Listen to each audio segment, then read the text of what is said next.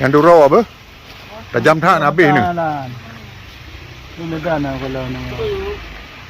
Yang kau durawan.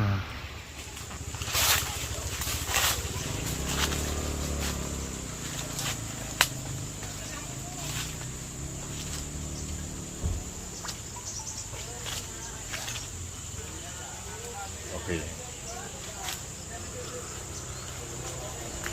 Tahu dah.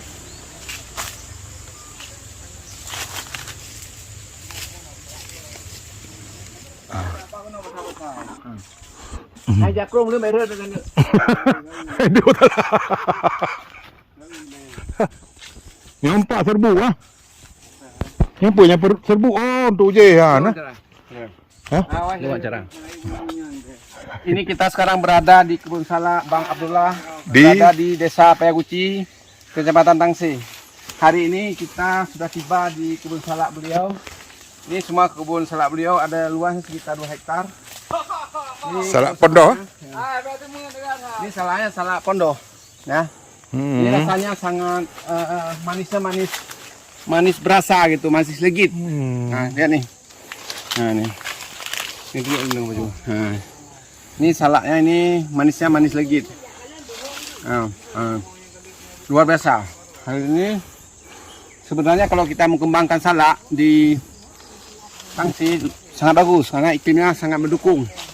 Cuman mungkin karena perawatannya agak capek, pohonnya berduri, resikonya besar, sehingga sebagian besar malas untuk membudidayakan salak. Padahal ini potensi luar biasa.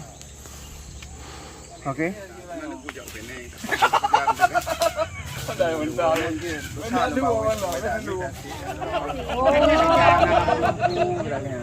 Jadi nyuk-nyuk.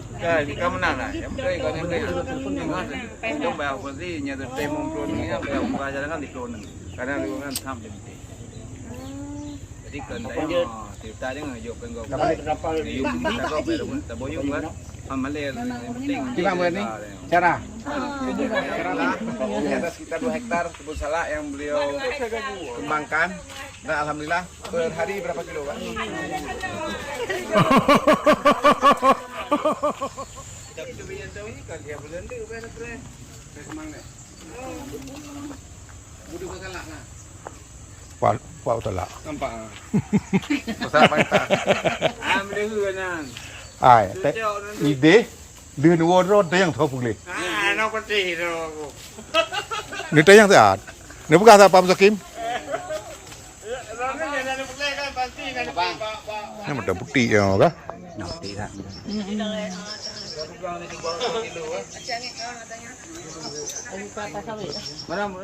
Orang dalam kumang ni deh.